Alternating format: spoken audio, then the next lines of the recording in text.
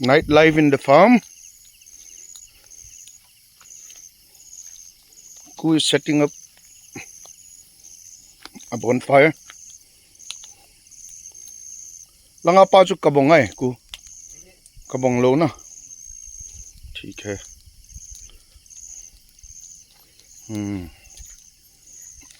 no me kat pai jan jong le kom thim hon he la yang tui lo ngai bu pang le a tui na la ka ga lai hona che tui. This is stream water, very fresh, just beside the farmhouse. Tui pang chakhat na he mang kaset hona meilum ka se hona kan hinga tamin langa ko tui long pai he ve wo tui chi x tui theng set jeng tai tunwang langa kona kong long tha chuku let ko say ti in he no ma nom jing bu ka ne chai hona ta in vel kal thut hon he gan hing ho thi na dinga ti cho hin cho hoi tamul phung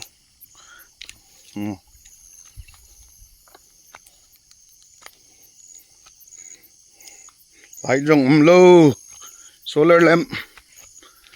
cái vợ gì hon he trời tu lại solar lamp rong cam lo nisa salo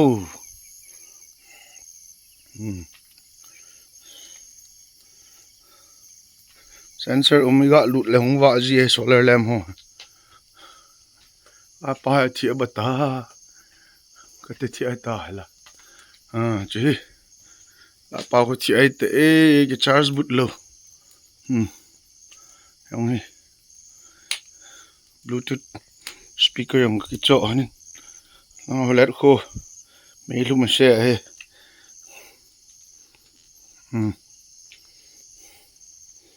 ai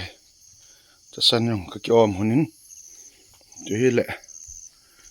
chauka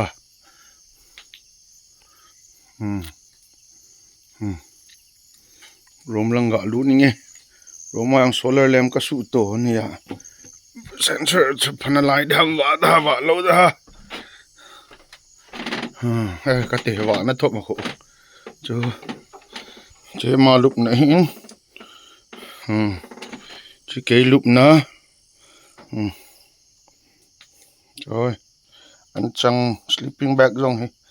sabe se a kuma non lo tai chai MC he dum phol he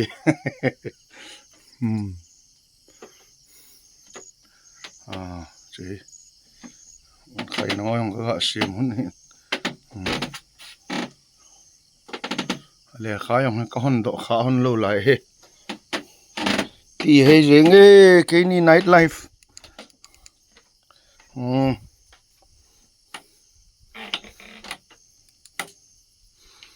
chú cái gì hôn này he nó mà he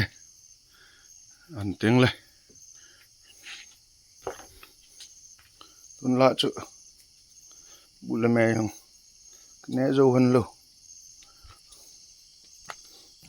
gần lại bảo tin túi chơi hồ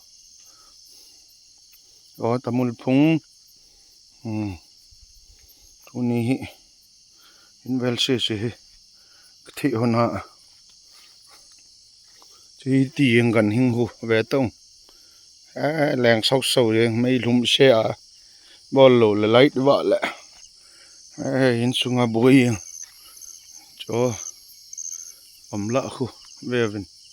cho khu gầm lạ hi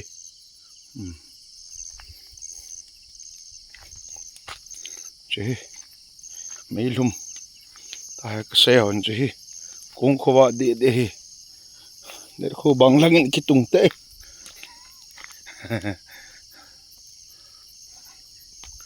thả hi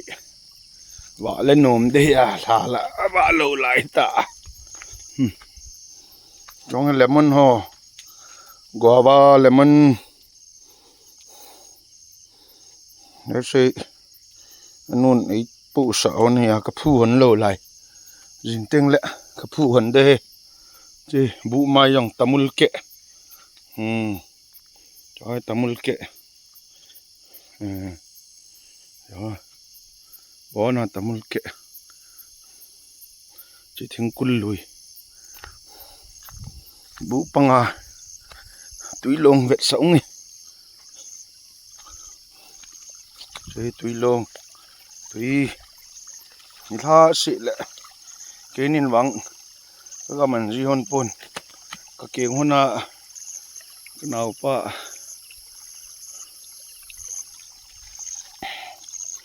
เยี่ยเห็นมันก็มันเสียใจนินก็เดจีฮอนจอยเตะเห็นคนนมจูโจเล็ดโค say hi กูฉันช่วยตันตี